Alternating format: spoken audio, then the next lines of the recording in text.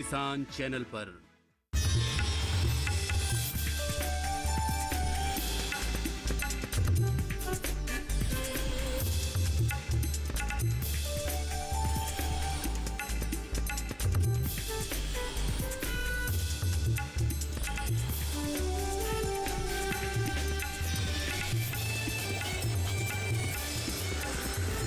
DD किसान, बदलते भारत की शान।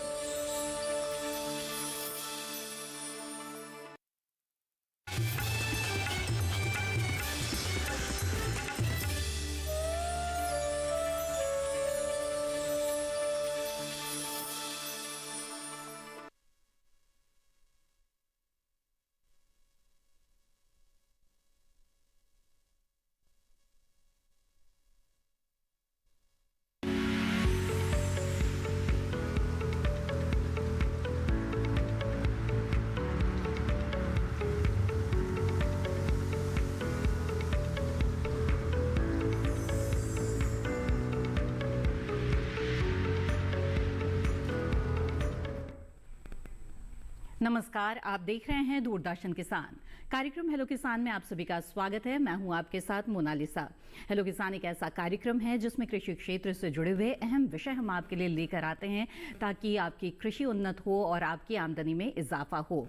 आज भी कुछ खास विषय हम आपके लिए लेकर आए हैं जिस पर विस्तार से स्टूडियो में विशेषज्ञ मेहमानों से चर्चा की जाएगी। लेकिन इसके साथ ही आप भी इस कार्यक्रम में बहुत ही अहम भूमिका निभाते हैं क्योंकि आप अपने सवालों के साथ हमारे साथ इस कार्यक्रम में सीधे जुड़ सकते हैं। आप हमें टोल फ्री नंबर के जरिए कॉल कर सकते हैं और सवाल पूछ सकते हैं या फिर व्हाट्सएप या ईमेल के जरिए भी अपने सवाल भेज सकते हैं। आज हम आपके लिए कुछ ऐसे खास विषय लेकर आए हैं जो आपको पारंपरिक फसलों के इतर कुछ ऐसे विकल्प देते हैं जिनकी आप उन्नत खेती कर सकते हैं, जो आपकी सेहत का भी ध्यान रखते हैं और साथ ही आपकी आमदनी का भी। तो आइए बता दें आज के विषयों के बारे में। आज हेलो किसान कार्यक्रम में चर्चा की जाएगी मोटे अनाज के अश्वगंधा की खेती के बारे में। साथ ही बात होगी आज इस कार्यक्रम में मोटे अनाज के खाद्य प्रसंस्करण के बारे में। इन विषयों से जुड़े हुए सवाल आप पूछ सकते हैं इस कार्यक्रम के दौरान। नोट कर ले हमारा टोल फ्री नंबर जिस पर आप कॉल कर सकते हैं। टोल फ्री नंबर है 1800-113060 और 1800-113061। टोल फ्री नंबर के जरिए कॉल करने के दौरान बस इस बात का ध्यान रखें कि सीधे फोन लाइन के जरिए बातचीत करें और टीवी की आवाज बंद रखें। इससे बातचीत में रुकावट नहीं आएगी। आगे बढ़ते हैं और बता दें कि व्हाट्सएप के जरिए आप अपना सवाल अगर हमें भेजना चाहते हैं तो हमारा व्हाट्सएप नंबर है 8800520717। इसके अलावा ईमेल के जरिए अगर आप सवाल भेजना चाहते हैं तो नोट कर ले ईमेल आईडी hellokisan2015@gmail.com। ईमेल या व्हाट्सएप के जरिए जब भी आप सवाल भेजते हैं तो साथ ही अपना नाम और स्थान भी अलग से जरूर लिखें। और हमारे सवालों के जवाब के लिए दो बेहद ही खास मेहमान हमारे साथ इस वक्त स्टूडियो में मौजूद है। आइए आपका परिचय करा दें। हमारे साथ हैं डॉक्टर PL सारण, आप प्रधान वैज्ञानिक है औषधीय एवं सगंधीय पादप अनुसंधान निदेशालय आणंद गुजरात से। बहुत बहुत स्वागत है आपका। साथ इस कार्यक्रम में हमारे साथ इस वक्त मौजूद हैं डॉक्टर शालिनी गौड़ रुद्रा, आप वरिष्ठ वैज्ञानिक है खाद्य विज्ञान एवं फसलोत्तर प्रौद्योगिकी संभाग IRI पूसा नई दिल्ली से। बहुत बहुत स्वागत है आपका भी। तो आइए बातचीत की शुरुआत करते हैं। और जैसे कि मैंने आपको बताया कि पारंपरिक फसलों के अलावा भी किसानों के पास बहुत से ऐसे विकल्प होते हैं जिन फसलों की अगर खेती करें तो बहुत अच्छा मुनाफा कमा सकते हैं क्योंकि बाजार में इनकी बहुत अच्छी मांग रहती है। और ऐसी ही है अश्वगंधा की खेती। तो डॉक्टर सारण, आपसे जानना चाहेंगे कि ये जो अश्वगंधा है इसकी ऐसी क्या खासियत है कि इसकी बाजार में अच्छी मांग रहती है और किसानों के लिए भी ये व्यावसायिक रूप से कितना मुनाफे वाली फसल है? मैडम, मैं आपको बताना चाहूँगा, इवन हमारे किसान भाइयों को भी बताना चाहूँगा, अश्वगंधा की जो डिमांड है वो 15,000 मेट्रिक टन से भी ज़्यादा है, जबकि हमारे देश में इसका कल्टीवेशन बहुत ही सीमित एरिया में होता है। ज़्यादातर ये जंगलों से या फिर हमारी जो गांव के आसपास की सोशल फॉरेस्ट्री है उससे कलेक्ट करके हमारे किसान भाई और कलेक्टर्स लाते हैं। लेकिन इसकी डिमांड जितनी है उससे कई गुना कम इसका उत्पादन या कलेक्शन होता है, इसलिए किसान इसकी खेती करके अच्छा मुनाफा भी कमा सकते हैं। बिल्कुल जी हाँ। तो मांग बहुत ज़्यादा है, उसके अनुसार बाजार में उपलब्धता कम है, तो इस संभावना को आप तलाश सकते हैं और अश्वगंधा की खेती से अच्छा लाभ ले सकते हैं। इसके बारे में विस्तार से बातचीत करेंगे। आइए उससे पहले नजर डाल लेते हैं इस रिपोर्ट पर।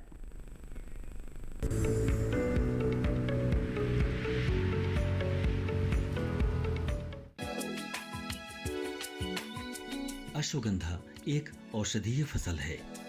रबी में अश्वगंधा की फसल के लिए औसत तापमान 20 से 40 डिग्री सेंटीग्रेड तक होना चाहिए।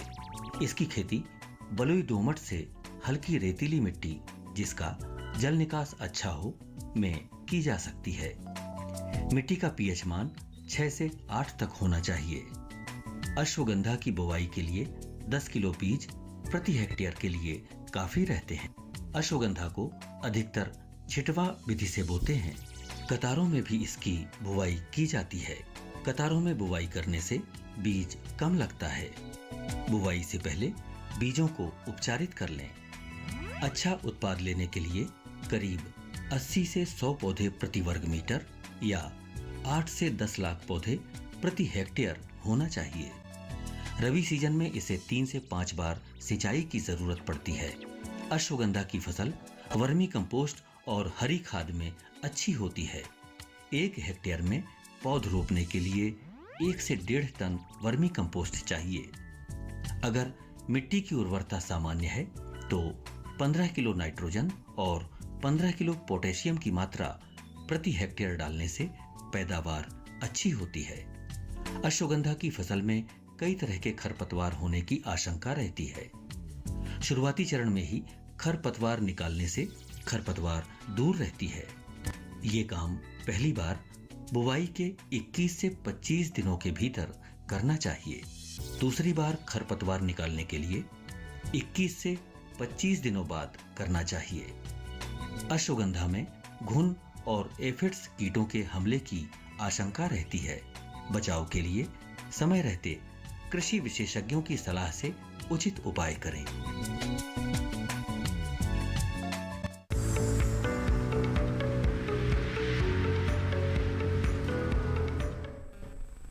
जी हाँ, ये तो अश्वगंधा की खेती की से जुड़ी हुई अहम जानकारियां हुई। अब आगे बढ़ते हैं और मोटे अनाज की बात करते हैं।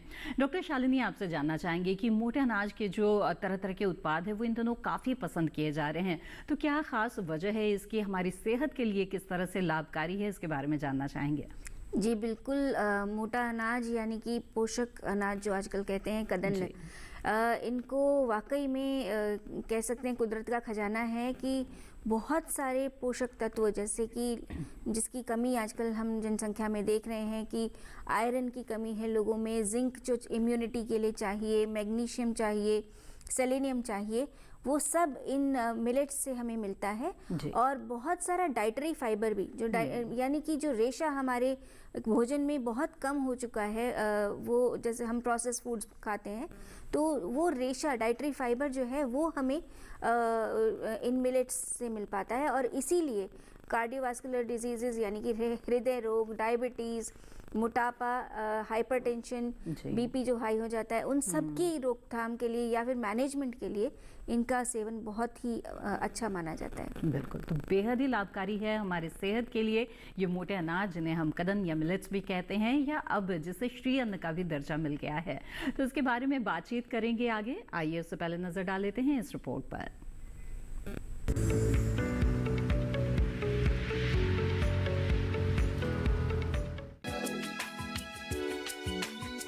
मोटे अनाजों में बाजरा, ज्वार, रागी, कांगनी, कोदो, कुटकी, चीना, सावा, ब्राउन टॉप मिलेट, टेफ मिलेट और फेनियो मिलेट आते हैं। मोटे अनाज और इनसे बने उत्पादों की मांग तेजी से बढ़ती जा रही है। मोटा अनाज स्वास्थ्य के साथ साथ स्वरोजगार के लिए भी बेहतर है। इसे देखते हुए सरकार भी मोटे अनाजों की खेती, इसके प्रसंस्करण और मूल्य संवर्धन पर जोर दे रही है, जिससे किसानों की आमदनी में भी इजाफा हो रहा है। मोटा अनाज न सिर्फ पोषण से भरा होता है, बल्कि इनकी खेती करना भी आसान है, क्योंकि इन्हें सूखा, अधिक तापमान, कम पानी व कम उपजाऊ मिट्टी में भी आसानी से उगाया जा सकता है। मोटे अनाज से कई तरह के उत्पाद बना सकती हैं। मोटे अनाज में मूल्य संवर्धन करके इनसे रोटियां भी बनाई जा सकती हैं। मोटे अनाज से अलग अलग उत्पाद बनाने के लिए आप नई नई तकनीकों का इस्तेमाल कर सकते हैं।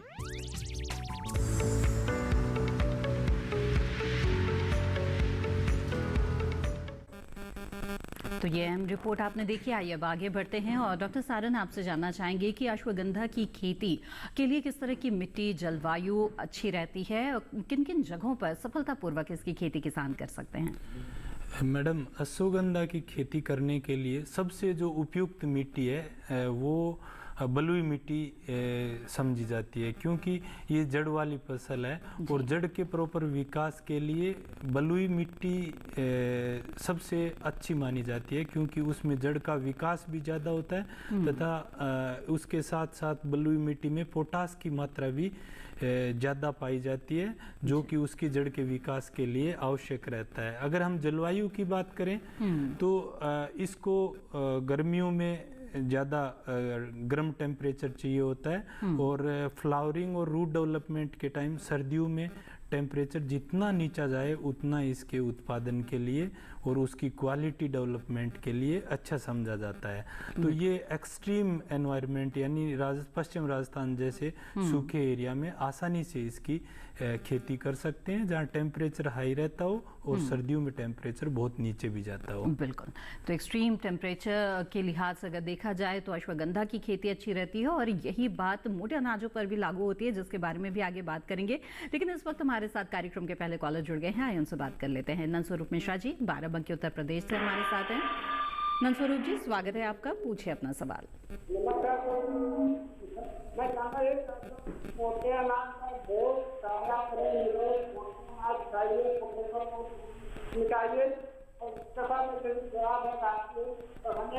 जी नंदस्वरूप जी, आपकी आवाज हमें साफ साफ नहीं मिल पा रही है, कृपया धीरे धीरे बोले और नेटवर्क क्षेत्र में आकर बात करें। जी बताइए।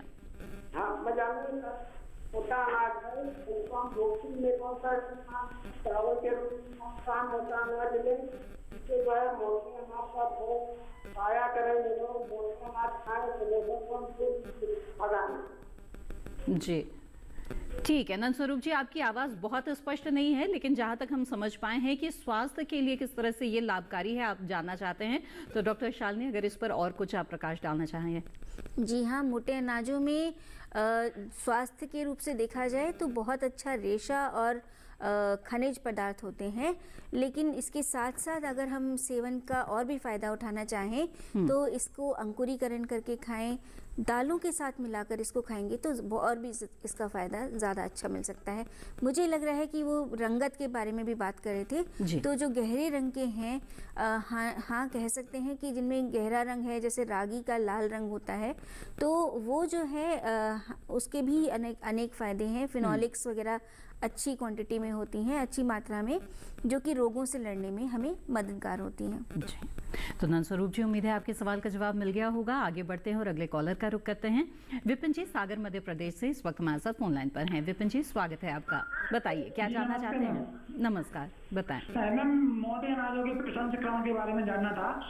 अभी जैसे खरीफ के मौसम में फसलें कट चुकी हैं, जो खरीफ में बोई थी और बहुत सारे लोगों ने मोटे अनाज इस बार बोए भी थे, तो मैं जानना चाह रहा था कि बहुत सारे किसान ऐसा करते हैं कि फसलों को बेच देते हैं, तो इस बार रख लें और कौन कौन सी चीजों के प्रसंस्करण कर सकते हैं, क्योंकि मौसम समय उचित है अभी इस समय में। जी और यही जानना था मैम, और कौन कौन सी उनकी चीजें बना सकते हैं अभी फिलहाल में। बाकी आप लोग अक्सर बताते रहते हैं, लेकिन फिर भी जानना चाहेंगे। बिल्कुल, बहुत अच्छा सवाल है आपका विपिन जी, आइए जानते हैं। जी डॉक्टर शालिनी जी बिल्कुल, आपने सही समय पर सही सवाल किया है, बिल्कुल उपयुक्त है ये कि आपने उगा तो लिया, अब आगे क्या करें। तो सबसे पहले इनकी मोटे अनाजों में जो सफाई किया जाता है, जैसे गेहूँ, चावल, मक्का के लिए दानों को साफ़ किया जाता है, वैसे ही इन फसलों में भी जो दाने हैं उनकी सफाई की जाएगी। उसमें से धान वगैरह सब कुछ डीहस्किंग कहते हैं उसको, वो किया जाता है। उसके बाद में पर्लिंग की जाती है। पर्लिंग यानी कि थोड़ा बहुत उसका छिलका उतारा जाता है, डीहलिंग। और उसके बाद में उसकी सूजी, जैसे आप दाने मिल सकते हैं, उसके उस सूजी के दानों को भी आप बेच सकते हैं। ठीक। इसके बाद आप उसको वैसे भी पीस लेंगे तो उसका आटा बन जाएगा।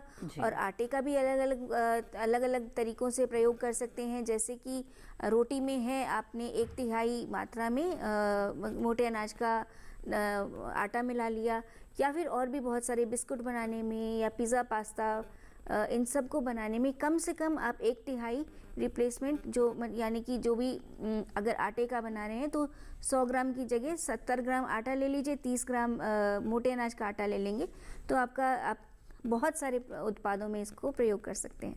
जी बिल्कुल। तो विपिन जी, उम्मीद है आपके सवाल का जवाब मिल गया होगा और जाना आपने कि कितने तरह के उत्पाद इन मोटे अनाजों से तैयार किए जा सकते हैं। इनके बारे में और भी विस्तार से चर्चा करेंगे आज के इस कार्यक्रम में। इस वक्त हमारे साथ एक और कॉलर जुड़ गए हैं, पहले उनसे बात कर लेते हैं। विनेश जी चित्तौड़गढ़ राजस्थान से इस वक्त फोन लाइन पर हैं। विनेश जी स्वागत है आपका, बताइए क्या जानना चाहते हैं। हेलो विनेश जी, मेरी आवाज मिल रही है क्या आपको?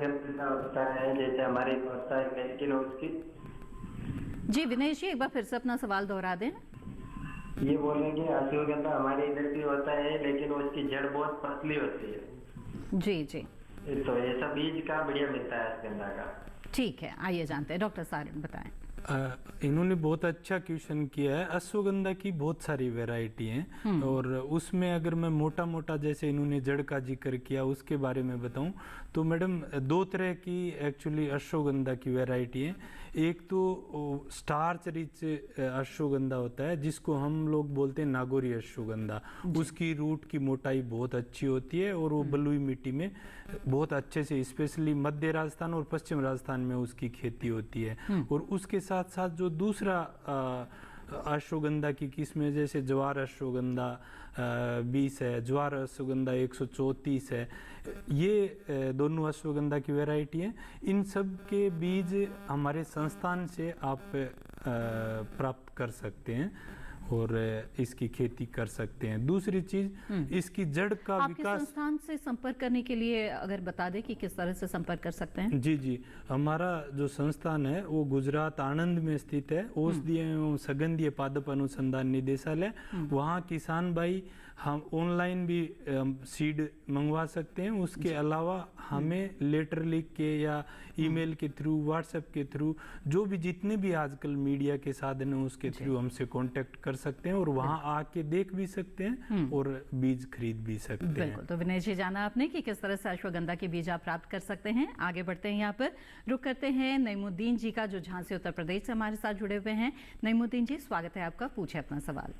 नमस्कार मैम। जी नमस्कार, बताएं। निवेदन यह है कि ज्वार से रोटी और दलिया जो है खूब प्रचलित है और खाया भी है जी, किंतु और क्या इसमें खाद्य प्रसंस्करण में आकृति की जा सकती है, क्योंकि गेहूं के आटे के बगैर ज्वार की आकृति देना और रोटी बनाना भी बड़ा मुश्किल है जब तक गेहूं का आटा न मिलाया जाए। जी, तो जी। साहब यही बोले जाता है। बिल्कुल, बहुत ही वाजिब सवाल है आपका, आइए जानते हैं। डॉक्टर शालिनी बताएं। जी जी, नईमुद्दीन जी आप बिल्कुल सही कर रहे हैं कि आप ज्वार की रोटी खा रहे हैं और दलिया भी खा रहे हैं, पर इसके अलावा ज्वार के बहुत सारे अन्य उत्पाद बन सकते हैं, जैसे कि एक्सट्रूडेड प्रोडक्ट्स, जैसे कि जो कुरकुरे की तरह लोग खाते हैं, उस तरह के बहुत सारे उत्पाद प्रचलित हैं जो ज्वार से बन सकते हैं।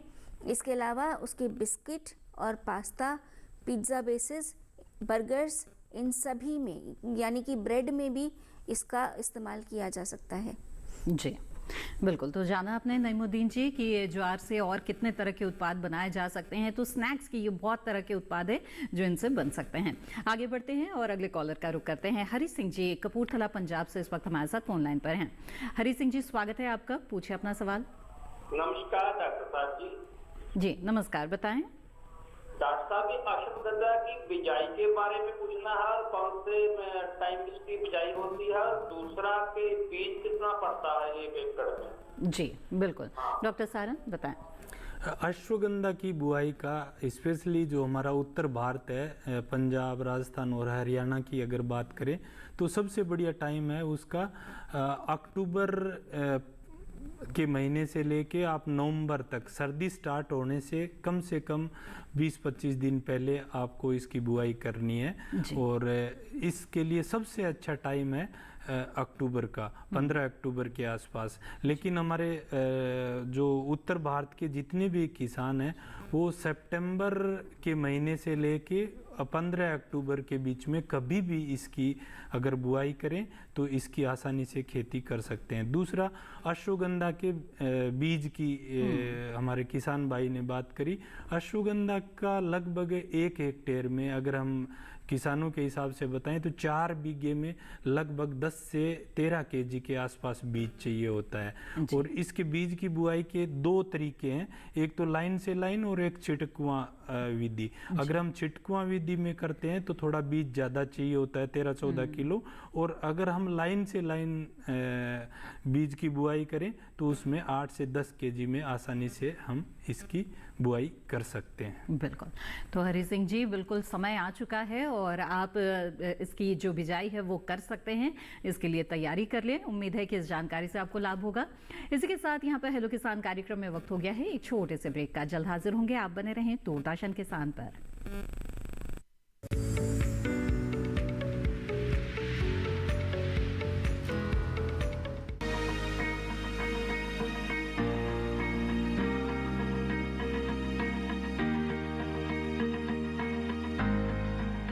घर के बगिया में छिपा है सेहत का खजाना।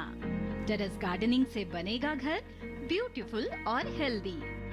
क्यों ना गार्डन में उगाएं अपने फल फूल और सब्जियां, जिससे सेहत भी बने और छत की बगिया भी खिली खिली रहे।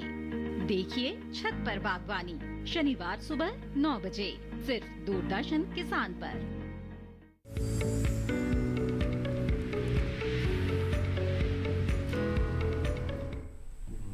ब्रेक के बाद आप सभी का फिर से स्वागत है। आप देख रहे हैं कार्यक्रम हेलो किसान। आज इस कार्यक्रम में हम अश्वगंधा की खेती और मोटे अनाज के खाद्य प्रसंस्करण के बारे में बातचीत कर रहे हैं। इन विषयों से जुड़ी हुई और भी जानकारी अगर आप हासिल करना चाहते हैं तो आप हमारे टोल फ्री नंबर पर कॉल कर सकते हैं या फिर ईमेल या व्हाट्सएप के जरिए भी अपना सवाल हम तक पहुंचा सकते हैं। इस वक्त हमारे साथ एक कॉलर जुड़े हुए हैं, आइए उनसे बात करते हैं। सुनील कुमार जी गोपालगंज बिहार से इस वक्त हमारे साथ फोन लाइन पर हैं। सुनील जी, स्वागत है आपका। जी बताइए अपना सवाल।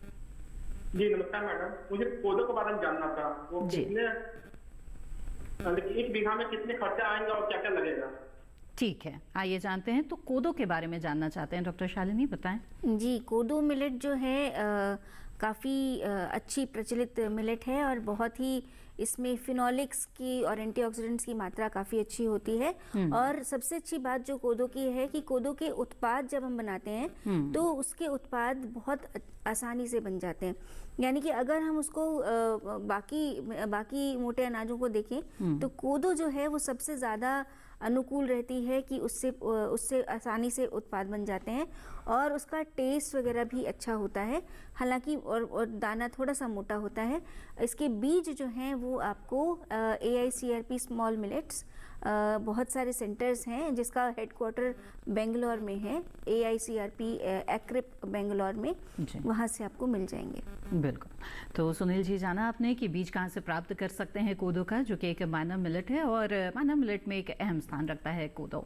आगे बढ़ते हैं बातचीत को यहाँ पर आगे बढ़ाते हुए। डॉक्टर सारन, आपसे जानना चाहेंगे कि आपने अश्वगंधा की कुछ किस्मों का जिक्र किया, लेकिन कुछ और ऐसी किस्में हैं जो अपने आप में काफ़ी खासियत रखती हो और जिनकी अच्छी मांग रहती हो, तो ऐसे में बताना चाहेंगे कुछ और किस्मों के बारे में? मैं किस्म तो नहीं कहूँगा, लेकिन नागौरी अश्वगंधा एक ऐसा लैंड रेस है मैडम जो दुनिया का सबसे बेस्ट क्वालिटी का उत्पाद देता है। और नागौरी अश्वगंधा की खेती हम राजस्थान के पश्चिम राजस्थान और सेंट्रल जो राजस्थान, मध्य राजस्थान है, उसमें बलुई मिट्टी में आसानी से कर सकते हैं। इस अश्वगंधा की खासियत ये है कि इसका उत्पादन अन्य अश्वगंधा की जो वैरायटी है उनसे लगभग 2.5 से 3 गुना ज़्यादा जड़ उत्पादन मिलता है। और उसकी जड़ की जो खासियत ये है कि उसमें स्टार्च की मात्रा 50 से 55% के आसपास होती है, जबकि दूसरा अश्वगंधा, अगर हम ज्वार अश्वगंधा 20 की बात करें, ज्वार अश्वगंधा 134 की बात करें, तो 15 से 20% के आसपास इसमें स्टार्च की मात्रा होती है। जी जी बिल्कुल। आइए अब आगे बढ़ते हैं, अगले कॉलर का रुख करते हैं। अमिताभ जी इस वक्त बिहार से हमारे साथ फोन लाइन पर जुड़े हुए हैं। जी नमस्कार, स्वागत है आपका, पूछिए अपना सवाल। नमस्ते मैडम जी सर, आपको भी नमस्कार सर। वो पूछना चाहता हूँ कि अश्वगंधा की खेती बिहार में करने के लिए मुझे क्या करना पड़ेगा या हो सकता है या नहीं? जी, डॉक्टर सारन। अश्वगंधा की खेती बिहार में हमारे काफ़ी फार्मर हैं जो कर रहे हैं, और बिहार में 2 एग्रीकल्चर यूनिवर्सिटी हैं, एक पूसा में है और एक यूनिवर्सिटी और है। दोनों यूनिवर्सिटी में हमारे AICRP सेंटर भी हैं, तो आप वहाँ से इसका बीज भी प्राप्त कर सकते हैं, और अगर अग्रिम पंक्ति प्रदर्शन भी लेना चाहें तो दोनों जो कृषि महाविद्यालय हैं उनसे आप संपर्क कर सकते हैं। उसके अलावा हमारा जो संस्थान आनंद गुजरात में है उससे भी संपर्क कर सकते हो। लेकिन बिहार के केस में मैं एक चीज़ कहना चाहूँगा, क्योंकि वहाँ की जो मिट्टी है वो बलुई दोमट टाइप की मिट्टी नहीं है, थोड़ी सी जो क्ले की मात्रा उसमें ज़्यादा है। उस तरह की मिट्टी में रूट का विकास कम होता है, लेकिन उसमें जो तत्व है जैसे विदेनलाइड या एल्कलॉइड्स की बात करें तो उसकी मात्रा बढ़ जाती है, लेकिन रूट का उत्पादन थोड़ा कम होता है। इसलिए वहाँ आपको 7 से 8 क्विंटल के आसपास 1 हेक्टेयर से ही जड़ का उत्पादन मिलेगा। तो क्या आप सुझाव देते हैं अश्वगंधा की खेती के लिए, या फिर कोई और विकल्प वो अपना सकते हैं औषधीय और सुगंधीय पौधों में? अगर बलुई दोमट टाइप की मिट्टी है या नदी के आसपास की मिट्टी है जिसमें बालू की मात्रा थोड़ी ज़्यादा है, उस तरह की जगह पे आसानी से इसकी खेती कर सकते हैं। वहाँ कंटेंट भी उनको अच्छा मिलेगा और रूट का उत्पादन भी अच्छा मिलेगा, तो उस तरह के जो किसान हैं वो कर सकते हैं। जी अमिताभ जी, उम्मीद है आपके सवाल का जवाब मिल गया होगा। आगे बढ़ते हैं यहाँ पर। डॉक्टर शालिनी, आपसे जानना चाहेंगे कि मोटे अनाज के प्रसंस्करण से अगर किसान जुड़ना चाहते हैं, अपना इकाई स्थापित करना चाहते हैं, तो उन्हें कैसे शुरुआत करनी चाहिए? जाहिर तौर पर इससे जुड़ी जानकारी होना बेहद ज़रूरी है, तो प्रशिक्षण कहाँ से प्राप्त करें? जी बिल्कुल, मोटे अनाज की प्रसंस्करण के लिए बहुत सारे कृषि विश्वविद्यालयों में काफ़ी सारी प्रशिक्षण कार्यक्रम किए जा रहे हैं। बहुत सारे होम साइंस कॉलेजेस हैं, होम साइंस डिपार्टमेंट्स हैं, फूड साइंस डिपार्टमेंट और टेक्नोलॉजी के डिपार्टमेंट्स हैं। जैसे कि हमारे दिल्ली में भारतीय कृषि अनुसंधान संस्थान है। मैं खुद ट्रेनिंग देती हूँ बहुत सारे लोगों को कि किस तरह से मिलेट्स के प्रोसेस प्रोडक्ट्स बनाएं। इसी तरह से निफ्टेम में भी हैं, कृषि विज्ञान केंद्र हैं, जहाँ पर वाकई में बहुत सारे लोग हमसे भी प्रशिक्षण लेके जाते हैं और किसानों को प्रसंस्करण की पूरी तकनीकें बताते हैं। बिल्कुल, तो प्रशिक्षण लेने के साथ ही आप इसके खाद्य प्रसंस्करण के क्षेत्र में आ सकते हैं। आगे और किस तरह की योजनाएं हैं जिनका लाभ ले सकते हैं, इस पर भी बात करेंगे, लेकिन इस बीच हमारे साथ कॉलर जुड़ गए हैं। कैलाश प्रजापति जी उज्जैन मध्य प्रदेश से इस वक्त हमारे साथ हैं। जी कैलाश जी, स्वागत है आपका, पूछे अपना सवाल। जी मैडम, अश्वगंधा की खेती के लिए कितने जलवायु चाहिए और इसका उपयोग क्या है? जी ठीक है, आइए जानते हैं डॉक्टर सारन। मैडम, मैं इनका क्वेश्चन समझ जलवायु के बारे में भी जानना चाहते हैं और साथ ही ये भी जानना चाहते हैं आउटपुट यानी कि उत्पादन किस तरह का मिलता है इसमें। ओके मैडम, जलवायु की अगर हम बात करें तो उसको शुष्क और अर्ध शुष्क, अगर हम उसको एरिड और सेमी एरिड टाइप की क्लाइमेट चाहिए होती है, जिसमें नमी की मात्रा वातावरण में बहुत कम होती हो, अगर हम कहें ह्यूमिडिटी कम हो, इस तरह की जलवायु सबसे उपयुक्त रहती है। और हमारे जो कॉलर है वो मध्य प्रदेश से हैं, तो मध्य प्रदेश और राजस्थान ये दोनों ऐसी जगह हैं जहाँ सबसे ज़्यादा अश्वगंधा की खेती कर सकते हैं और सबसे उपयुक्त क्षेत्र है अश्वगंधा की खेती के लिए। अगर हम उत्पादन की बात करें तो हमारे किसान भाई 1 हेक्टेयर में अगर अश्वगंधा की खेती करते हैं, जैसे जवार अश्वगंधा 134 है, उस एरिया की बहुत अच्छी किस्म है और उसका उत्पादन लगभग 8 से 10 क्विंटल सूखी जड़ 1 हेक्टेयर से हार्वेस्ट कर सकते हैं। अगर नागौरी अश्वगंधा की खेती करते हैं तो उसका 12 से 14 क्विंटल आसानी से उत्पादन ले सकते हैं। बिल्कुल, तो डॉक्टर सारन, चूंकि इसके बिजाई का बहुत ही उपयुक्त समय आ रहा है, तो ऐसे में जानना चाहेंगे कि इसकी खेत की तैयारी किसानों को किस तरह से कर लेनी चाहिए? एक्चुअली इसके खेत की तैयारी है, उस पे इसके जड़ का जो उत्पादन है, सूखी जड़ का उत्पादन, वो सीधा निर्भर करता है। क्योंकि अश्वगंधा गाजर और मूली की तरह जड़ वाली फसल है। इसके खेत की तैयारी करते वक्त कम से कम हमें 30 से 35 सेंटीमीटर डीप प्लाऊ से हमें 1 या 2 प्लोइंग करनी चाहिए। और उसके बाद अगर हम कम से कम एक बार हेरोइंग करते हैं और फिर उसको क्रॉस हेरोइंग करते हैं, इस तरह से अगर हम खेत को तैयार करें तो उसमें इसकी जड़ का उत्पादन 1-1.5 क्विंटल एक्स्ट्रा हमें मिलेगा। अगर हम प्लाइंग अच्छे से नहीं करते हैं और खेत को प्लेन नहीं करते हैं तो उसमें जड़ का विकास कम होता है, क्योंकि उसको भुरभुरी और थोड़ी ढीली मिट्टी चाहिए होती है और उस मिट्टी में उत्पादन भी कुछ एक्स्ट्रा मिलता है। जी जी, आइए अब आगे बढ़ते हैं। डॉक्टर शालिनी, आपसे जानना चाहेंगे कि अब मोटे अनाज से जुड़े हुआ जो प्रशिक्षण है वो किसानों ने ले लिया है, बात आती है कि इकाई को स्थापित करना है, तो ऐसे में जाहिर तौर पर पूंजी की आवश्यकता होती है, तो क्या किसी तरह की योजना है जिसके तहत उन्हें ऋण मिल सकता हो या जिससे वो जुड़ सकते हों? जी बिल्कुल, ज़्यादातर जो प्रसंस्करण इकाई लगाने के लिए हैं महिलाएं आगे आती हैं और जाहिर है कि उनके अंदर काफ़ी अच्छा हुनर होता है इसको संभालने का। बहुत सारे पुरुष वर्ग भी आते हैं, लेकिन कहीं ना कहीं महिलाओं का उसमें योगदान होता है। तो बहुत सारी योजनाएं हैं, जैसे बैंक से बहुत सारी स्कीम्स मिल जाती हैं आजकल। RKVY स्कीम है, प्रोडक्शन लिंक्ड इंसेंटिव स्कीम है, ministry of food processing industries है, जो काफ़ी हद तक लगभग 60% तक इकाई की लागत का जो खर्चा है वो उठाने के लिए तैयार रहती हैं, बशर्ते उनके पास कागजात पूरे हों। बिल्कुल, तो तमाम तरह की योजनाएं चलाई जा रही है और किसानों को प्रोत्साहित किया जा रहा है कि वो मोटे अनाज के प्रसंस्करण से जुड़े, इसका लाभ आप ले सकते हैं। आगे बढ़ते हैं, अगले कॉलर हमारे साथ जुड़ गए हैं झारखंड से राजेंद्र शाह जी, आइए उनसे बात करते हैं। राजेंद्र जी, स्वागत है आपका, पूछे अपना सवाल। हाँ मैडम जी, मेरा क्षेत्र में लाल बाजरा होता है, उसमें हम लोग ज्यादा से ज्यादा 30,000 कैसे वह बताए थे। राजेंद्र जी, आपकी आवाज साफ साफ नहीं मिल पा रही है, कृपया एक बार फिर से दोहरा दें अपना सवाल। लाल बाजरा हमारे क्षेत्र में काफी उत्पन्न होता है। अच्छा, ठीक है। उसे हम लोग प्रोसेसिंग करके कैसे बनाएंगे? जी जी, आइए जानते हैं, तो लाल बाजरे की प्रोसेसिंग कैसे कर सकते हैं? जी डॉक्टर शालिनी। जी, लाल बाजरे की प्रोसेसिंग भी वैसे ही होगी जैसे बाकी बाजरा की होती है, यानी कि उसकी पहले उसकी डीहलिंग किया जाएगा। डीहलिंग से पहले उसकी सफाई की जाएगी, फिर डीहलिंग करेंगे। उसके बाद में क्योंकि बाजरा में सबसे ज़्यादा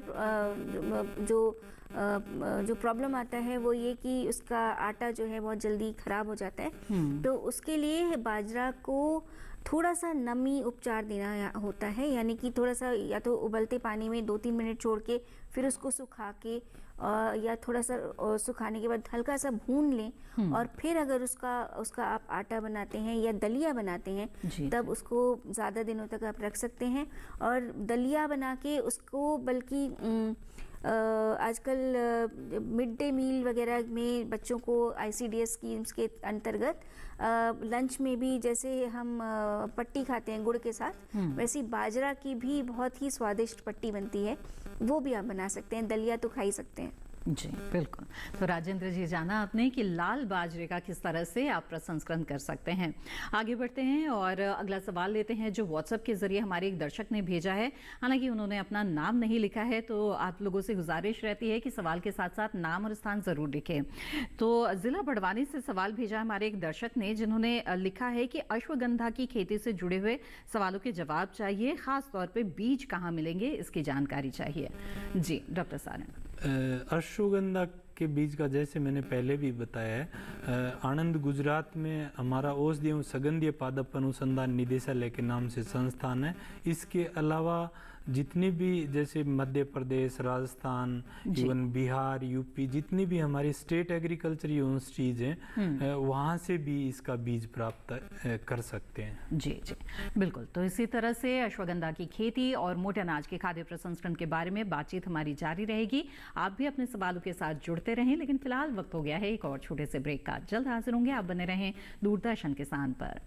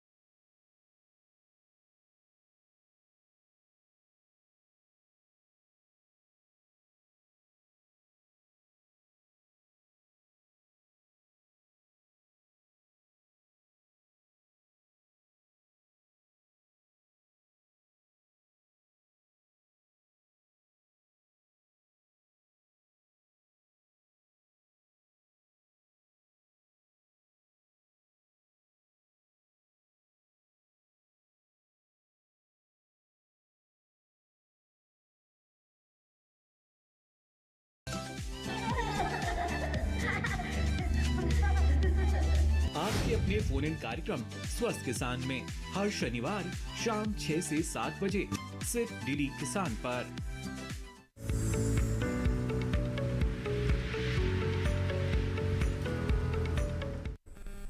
ब्रेक के बाद आप सभी का फिर से स्वागत है। आप देख रहे हैं कार्यक्रम हेलो किसान।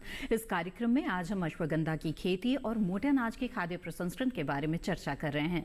इन विषयों से जुड़ी हुई जानकारी हासिल करने के लिए आप हमारे टोल फ्री नंबर पर कॉल कर सकते हैं या फिर व्हाट्सएप या ईमेल के जरिए भी अपना सवाल हमें भेज सकते हैं। लेकिन याद रखिए कि सवाल के साथ साथ अपना नाम और स्थान भी जरूर लिखें। इस वक्त हमारे साथ एक कॉलर जुड़े हुए हैं, आइए सीधे उनसे बात करते हैं। खोटे पेंटर जी महाराष्ट्र से इस वक्त हमारे साथ जुड़े हुए हैं। खोटे पेंटर जी, स्वागत है आपका, पूछे अपना सवाल। हेलो हेलो जी, आप अपना सवाल पूछ सकते हैं। कृपया टीवी की आवाज बंद कर दीजिए, बातचीत में रुकावट आएगी। सीधे सीधे फोन लाइन के जरिए जी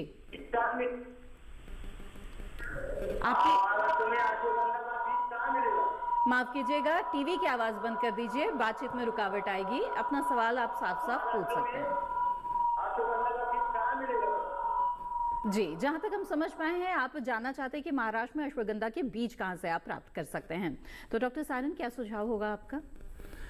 अश्वगंधा के बीज महाराष्ट्र में 2 एग्रीकल्चर यूनिवर्सिटी हैं, दोनों जगह इनको आसानी से बीज मिल सकता है। और इनके जस्ट पड़ोस में हमारा गुजरात स्टेट है, वहाँ से ये ऑथेंटिक और अच्छी गुणवत्ता वाला अच्छी वैरायटी का बीज ले सकते हैं। जी बिल्कुल। अब आइए आगे बढ़ते हैं। व्हाट्सएप के जरिए भी सवाल आ रहे हैं दर्शकों के, तो कुछ सवाल लेते हैं। सुनील शर्मा जी ने सवाल भेजा है बुलंदशहर से और जानना चाहते हैं कि बाजरे का भंडारण कैसे करें। जी हाँ, तो इकाई स्थापित कर रहे हैं तो फिर भंडारण की भी व्यवस्था करनी पड़ेगी, तो बताएं डॉक्टर शालिनी क्या करें? जी बिल्कुल, बाजरे का भंडारण एक बहुत बड़ी बाजरे के आटे का भंडारण एक समस्या है, लेकिन बाजरे के जो बीज जो दाना है उसको भंडारण करने में कोई खास समस्या नहीं आती है। लेकिन हाँ, भंडारण करने के समय नमी का जो है, नमी आपको जैसे गेहूं में आप 7 से 11% रखते हैं, तो वैसे ही बाजरे के दाने में नमी कम होनी चाहिए। उसको कीड़ों से बचाना ज़रूरी है, तो इसके लिए आपको दानों की पहले थोड़ी सफाई कर लेंगे और थोड़ा सा उसको धूप लगा लेंगे या फिर थोड़ी सोलराइजेशन या फिर थोड़ा सा भून लेंगे, तो बाजरे के दाने को रखने में ज़्यादा कुछ मुश्किल नहीं, कीड़ों से बचाना ज़रूरी होता है। जी बिल्कुल, तो उम्मीद है आपको आपके सवाल का जवाब मिल गया होगा सुनील जी। अब आगे बढ़ते हैं, अगला सवाल लेते हैं। मंदसौर से पृथ्वीराज जी ने पूछा है कि अश्वगंधा में उर्वरक प्रबंधन कैसे करें। साथ ही ये भी जानना चाहते हैं कि क्या उनका क्षेत्र अश्वगंधा के लिए उपयुक्त है। जी बिल्कुल, बहुत अच्छा सवाल है मैडम।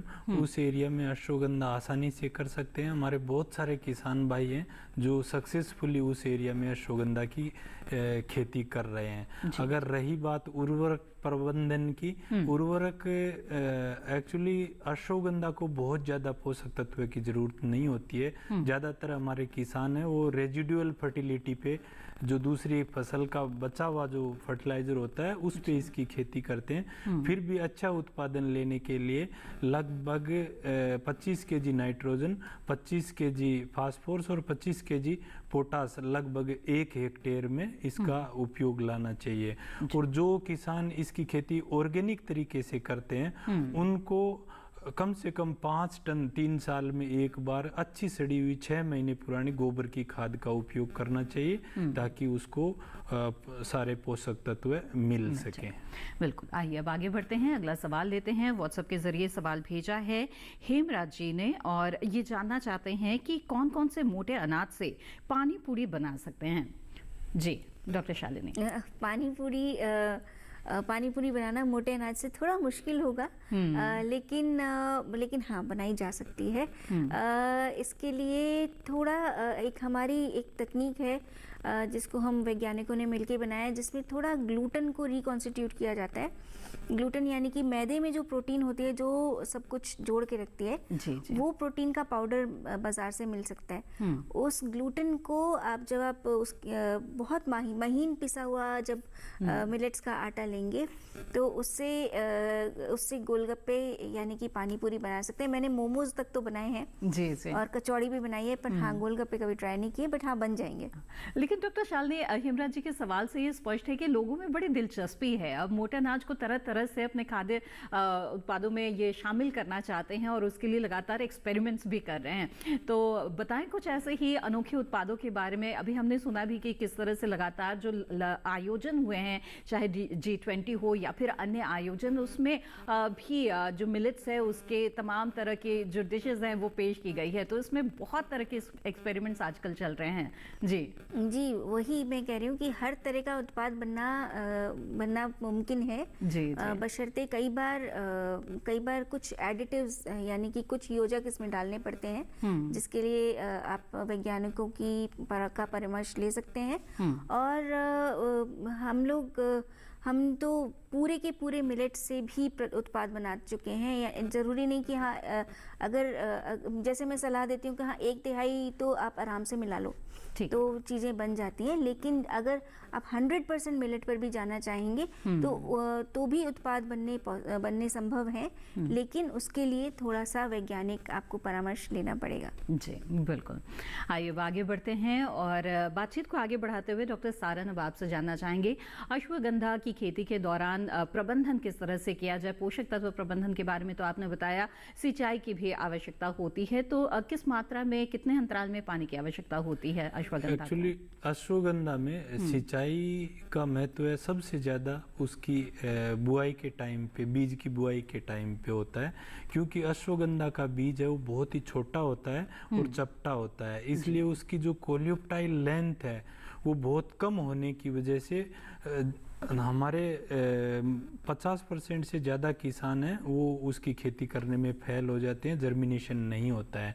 तो हमारे किसान भाइयों को अच्छा सा खेत तैयार करने के बाद बीज की बुआई करने के 15 से 20 दिन तक लगातार फुहारे से पानी देना चाहिए ताकि उसके बीज का जर्मिनेशन अच्छे से हो सके, क्योंकि इसकी जहाँ खेती करते हैं हम बलुई से बलुई दोमट मिट्टी में, और वो हल्की मिट्टी होती है, जल्दी सूखती है, इसलिए बीज का अंकुरण या जर्मिनेशन प्रॉपरली नहीं हो पाता है। तो सबसे इम्पोर्टेंट है अगर अश्वगंधा में उसका जर्मिनेशन प्रॉपरली हो गया और उसने पानी का 20 दिन तक प्रबंधन अच्छे से कर लिया जी, तो उसके बाद में ज़्यादा अश्वगंधा को पानी की ज़रूरत नहीं पड़ती है। लगभग उसके बाद 2 इरिगेशन 20-20 दिन के अंतराल पे देनी होती है। फिर आप एक बार फसल अच्छे से इस्टेब्लिश होने के बाद 1.5 से 2 महीने का आप स्पेल रख सकते हो, और उसके बाद में बेरी से रूट डेवलपमेंट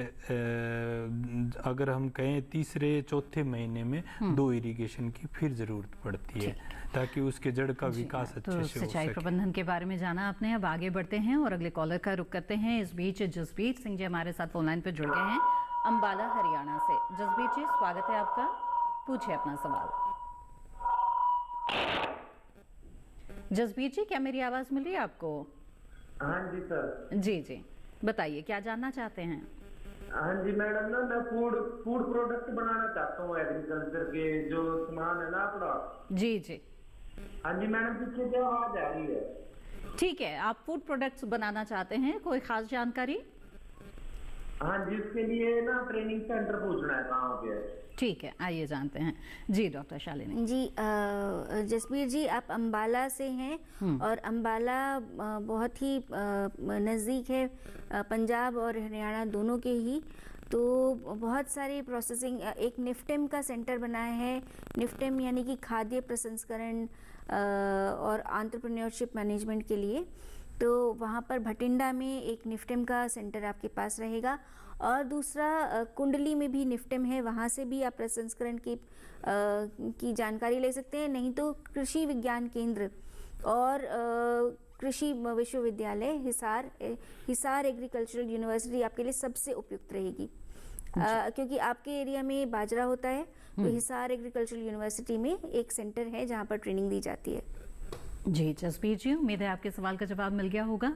आइए अब आगे बढ़ते हैं, कुछ और सवालों को लेते हैं। व्हाट्सएप के जरिए सवाल भेजा है राहुल जी ने सुल्तानपुर उत्तर प्रदेश से। जानना चाहते हैं कि अश्वगंधा कितने दिन में हार्वेस्टिंग के लिए तैयार हो जाता है? जी डॉक्टर साहब। अश्वगंधा लगभग 5 महीने की फसल है। अगर हम अश्वगंधा की बुआई अक्टूबर के महीने में करते हैं तो लगभग 180 दिन के बाद इसकी हार्वेस्टिंग करते हैं। लेकिन अगर हम इसकी जड़ है वो कॉमर्शियल प्रोडक्ट में काम आती है। च्यवनप्राश से लेके बहुत सारे औषधियों में इसका उपयोग होता है। अगर हम 180 दिन पे इसकी हार्वेस्टिंग करेंगे तो उसमें रेशे की मात्रा ज़्यादा होती है। इसके लिए सबसे अच्छी क्वालिटी की जड़ अगर हमें हार्वेस्ट करनी है तो 1 से 10 से 115 दिन के बाद अगर इसकी हार्वेस्टिंग कर सकते हैं। उसमें रेशे की मात्रा बहुत कम होती है, लेकिन इसकी जड़ का उत्पादन लगभग 5 क्विंटल के आसपास 1 हेक्टेयर से सूखी जड़ का उत्पादन मिलता है। बिल्कुल। तो राहुल जी, जान लिया आपने हार्वेस्टिंग के बारे में। इसी के साथ यहाँ पर कार्यक्रम में वक्त हो गया है एक और छोटे से ब्रेक का। जल्द हाजिर होंगे, आप बने रहें दूरदर्शन किसान पर।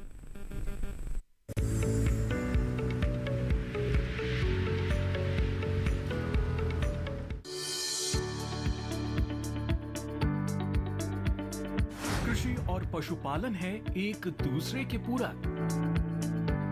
घर आंगन से लेकर व्यावसायिक फार्म तक,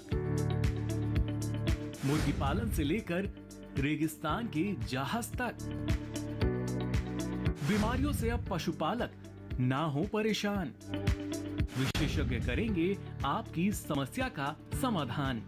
जुड़िए हमसे, पूछिए अपने सवाल।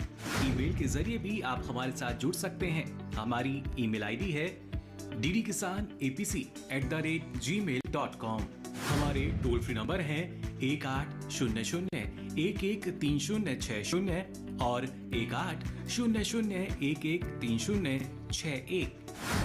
देखिए अपना पशु चिकित्सक हर रविवार शाम 6:30 बजे दूरदर्शन किसान चैनल पर।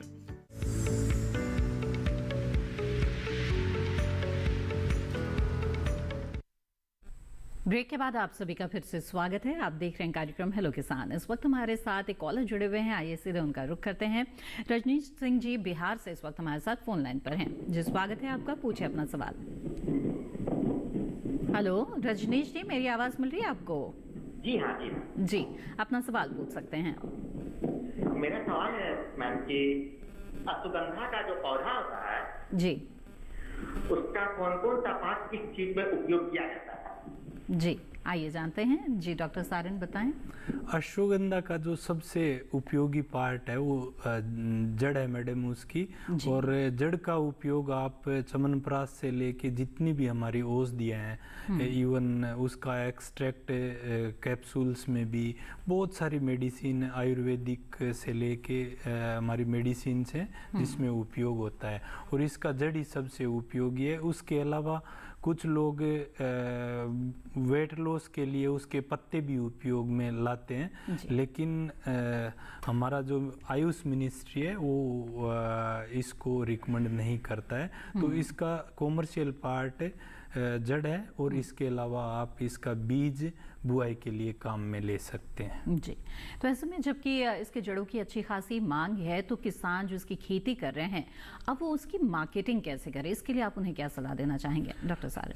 अश्वगंधा की मार्केटिंग के लिए सबसे अच्छा तरीका है आप जहाँ जिस एरिया में इसकी खेती कर रहे हैं उसके आसपास में बहुत सारे छोटे छोटे आयुर्वेदा बेस्ड इंडस्ट्रीज हैं, वो उनको अच्छी रेट दे सकती हैं। उसके अलावा बहुत सारी हमारी जो फार्मास्यूटिकल इंडस्ट्री है उसके साथ साथ बहुत सारी ऐसी कंपनीज हैं जो अश्वगंधा खरीदती हैं और बहुत सारे ऐसे एजेंट्स हैं जो एक्सपोर्ट भी करते हैं। लेकिन इनके अलावा भी हमारे किसान भाई है वो एक एक मध्य प्रदेश में मंडी है, वहाँ इसको बेच सकते हैं। उसके अलावा जोधपुर, अगर राजस्थान के फार्मर हैं तो जोधपुर, इवन नोखा में भी इसका छोटा सेंटर है, वहाँ भी बेच सकते हैं। और एक दिल्ली में खारी बावली के नाम से एशिया की सबसे बड़ी मंडी है, वहाँ पे आसानी से अश्वगंधा को बेच सकते हैं। बिल्कुल। आइए अब आगे बढ़ते हैं, अगले कॉलर का रुख करते हैं। सुनील जी मध्य प्रदेश से इस वक्त हमारे साथ फोन लाइन पर जुड़े हुए हैं। सुनील जी, स्वागत है आपका, पूछे अपना सवाल। जी बहुत नमस्कार सर। मुझे थोड़ी सी आपसे ये जानकारी चाहिए। मैं मध्य प्रदेश के मंडला डिस्ट्रिक्ट से बोल रहा हूँ जी। और मुझे यहाँ की सबसे उन्नत किस्म की जो अश्वगंधा है जो हमारे यहाँ खेती की जा सकती है जी, उसके बारे में मुझे जानकारी चाहिए। बिल्कुल डॉक्टर साहब। अगर मध्य प्रदेश की बात करें तो मध्य प्रदेश से 2-3 अश्वगंधा की किस्में निकली हैं। जैसे मैंने बताया, जवाहर अश्वगंधा 134 है 134, जवाहर अश्वगंधा 20। तो जवाहर अश्वगंधा 134 है, वो उस एरिया के लिए सबसे उपयुक्त है। उसके बाद अभी रिसेंटली हमारे संस्थान से, गुजरात से एक वल्लभ अश्वगंधा 1 करके किस्म निकली है, वो भी बहुत अच्छी किस्म है और जड़ का जो विकास है वो अच्छे से होता है, उसकी स्ट्रेट रूट रहती है। तो एमपी के, हमारे गुजरात के, राजस्थान के किसान, इवन महाराष्ट्र के किसान वल्लभ अश्वगंधा 1 की भी खेती कर सकते हैं। बिल्कुल। तो सुनील जी, जान लिया आपने आपके क्षेत्र के लिए अश्वगंधा की उन्नत किस्में कौन सी है। डॉक्टर शालिनी, यहाँ पर आपसे जानना चाहेंगे कि हम इस साल खास तौर पर अंतर्राष्ट्रीय पोषक अनाज वर्ष मना रहे हैं, तो एक तरह से तमाम जो आयोजन हो रहे हैं उसमें भी हम देख रहे हैं कि बढ़ चढ़कर जो मोटे अनाज है उससे जुड़े हुए खाद्य पदार्थ भी काफ़ी प्रोत्साहित किए जा रहे हैं। ऐसे में इसको लेकर, मांग को लेकर एक किस तरह का वातावरण बन गया है, और साथ ही इस स्थिति में जो मार्केटिंग करना चाहते हैं, जो उत्पाद तैयार कर रहे हैं, वो क्या करें? जी बिल्कुल। जो ये अंतर्राष्ट्रीय मिलेट वर्ष जो मनाया जा रहा है, पोषक अनाज वर्ष, इसका ज़रूर फ़ायदा उठाना चाहिए, क्योंकि एक सब इतना तो है कि सभी लोगों को पता चल गया है कि मोटे अनाजों का, या जो हमारे पारंपरिक अनाज जिनको हम भूल चुके थे, उनकी वाकई में हमारे जीवन में पुनर्आगमन एक तरह से कह सकते हैं वो हो चुका है। पर हाँ, ये है कि इसका सेवन किस तरह से करना है, कंज्यूमर की, उपभोक्ता की प्लेट तक कैसे पहुंचाना है, इसके लिए बहुत सारी ऐसी अपॉर्चुनिटीज़ आ चुकी हैं कि इसकी प्रोसेसिंग में जाएं, इसके बहुत सारे उत्पाद बनाएं, बहुत सारे तरीके से।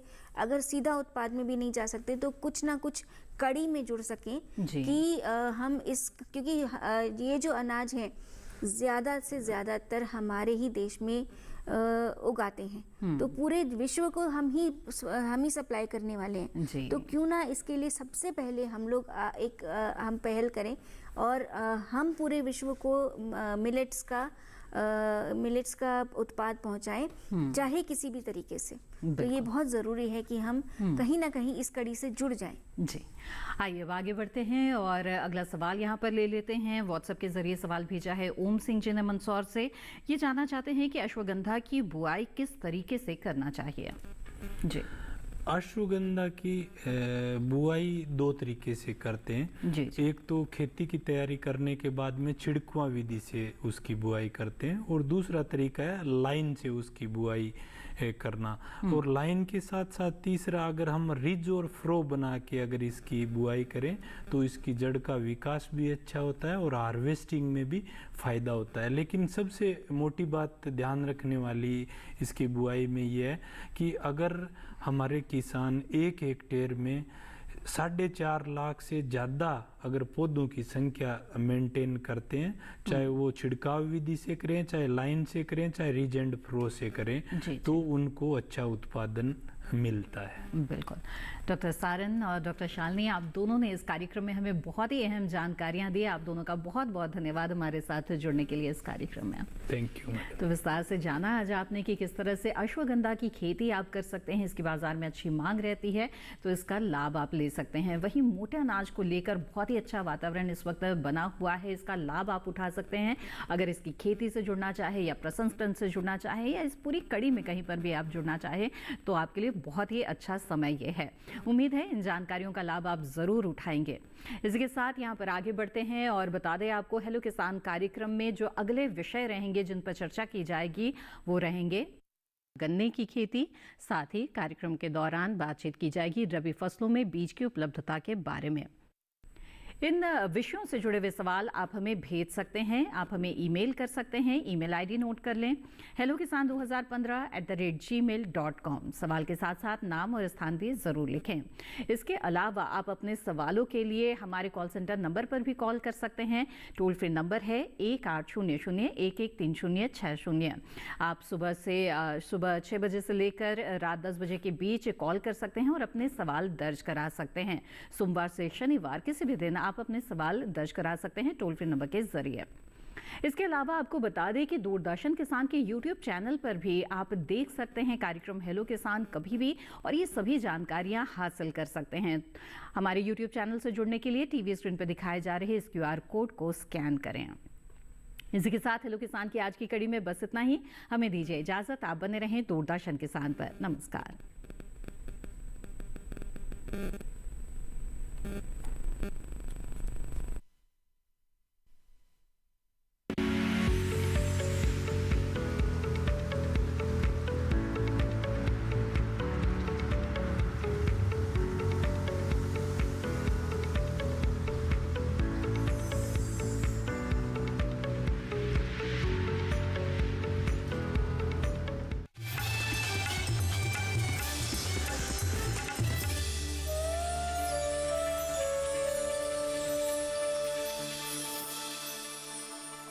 हे शक्ति स्वरूपा माता,